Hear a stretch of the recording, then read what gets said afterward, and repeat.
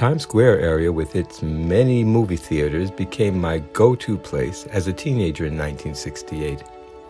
I especially craved memorable science fiction films, and when I thought I wouldn't be surprised, suddenly there were 5 more sci-fi movie gems of the 1960s. Number 5, The Green Slime. Directed by Kinji Fukasaku and starring Robert Horton, Richard Yekrel, Luciana Pelusi, and Bud Wyndham. Astronauts head toward an asteroid on a collision course with the Earth. A crewman discovers the green substance while placing the explosives to destroy the massive rock, and he accidentally brings back some of it to the space station. After the alien liquid feeds on energy, one cell, one microscopic speck left on a spacesuit, and it would absorb all the energy it could get. It grows into a multitude of creatures. And no matter how ridiculous it looks, it attempts to destroy all life on the space station.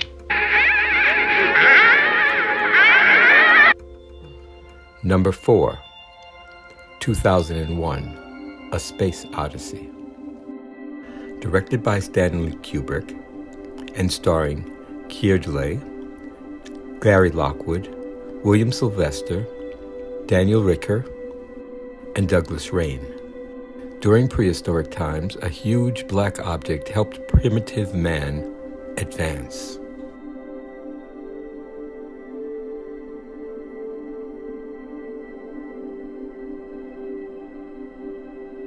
Many millennia pass. During excavations on the moon, workers discovered a similar sizable monolith-type object. It begins to send signals toward the planet Jupiter.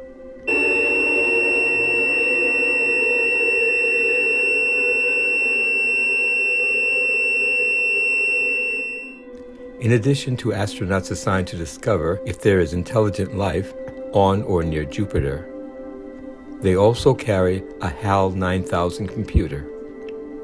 This technological marvel runs the ship, but begins to have its own plan. I know I've never completely freed myself of the suspicion that there are some extremely odd things about this mission. We should advise you, however, that our preliminary findings indicate that your onboard 90000 computer is in error predicting the fault.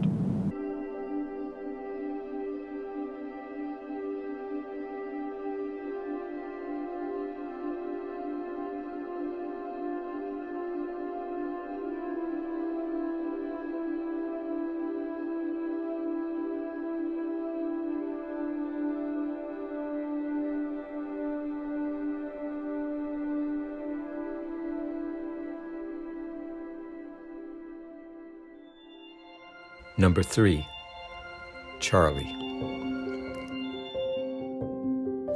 Directed by Ralph Nelson and starring Cliff Robertson, Claire Bloom, Lilia Scala, Leon Janney, Edward McNally, Barney Martin, and Dick Van Patten.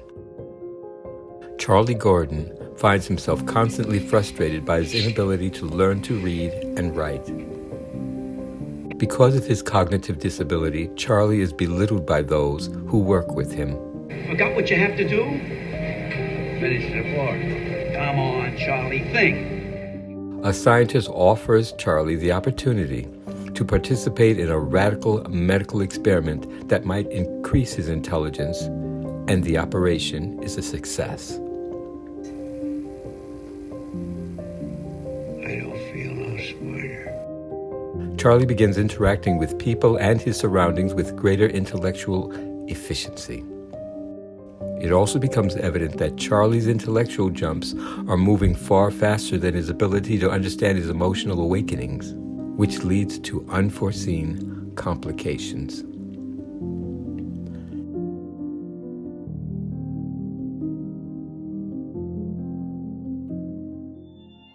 Number 2, Planet of the Apes. Directed by Franklin J. Schaffner and starring Charlton Heston, Roddy McDowall, Kim Hunter, Maurice Evans, Linda Harrison, Robert Gunner, and Jeff Burton. 3 astronauts arrive on a desolate planet, seemingly 2,000 years from our present time. That means we've been away from Earth for 18 months. Hard time. We have been away from Earth for 2,000 years, give or take a decade. Upon exploring their surroundings, they discover a society where intelligent apes are the ruling class over non-verbal humans. The apes hunt them like animals, imprison them, and use them for scientific experimentation. Man is a nuisance. He eats up his food supplies in the forest, then migrates to our green belts and ravages our crops. With the help of 2 dear chimpanzees, the astronaut named Taylor is determined to discover how this upside-down society came to be while trying to survive the ruthless apes. Take your stinking paws off me, you damn dirty ape! Number 1. Barbarella. Directed by Roger Vadim and starring Jane Fonda, John Philip Law, Anita Pallenberg, Milo O'Shea, David Hemmings, Ugo Tognazzi, and Marcel Marceau. The President of Earth orders a space agent named Barbarella to bring back a scientist named Duran Duran, who invented the positronic ray. It's a weapon. Weapon? Why would anybody want to invent a weapon? It may give them the power to shatter the loving union of the universe. After arriving at the Tau Ceti planetary system, Barbarella teams up with an angel named Pygar.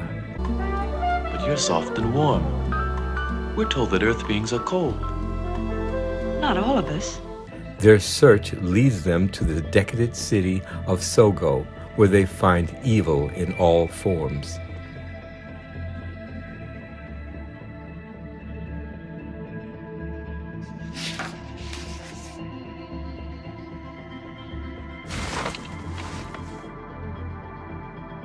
Along the way, Barbarella meets the concierge, who oversees the city. I'm afraid you must do as I say. A rebellion leader named Dildano. Are you typical of Earth women? I'm about average. And the great tyrant who rules the city of Sogo. So, my pretty, we meet again. At every turn, Barbarella faces life-threatening situations that stand in the way of her completing her mission. Well, that does it for now. I want to thank the following contributors for their video suggestions. If others have any favorites, please place them in the comment section below. Remember to like and subscribe to my channel, and check out my other endless perceptions. And in the words of Barbarella and Dildano, the password is Clenvia Perthgwengith Kangarith Windruppeth Natathelia Gokogok. See you next time.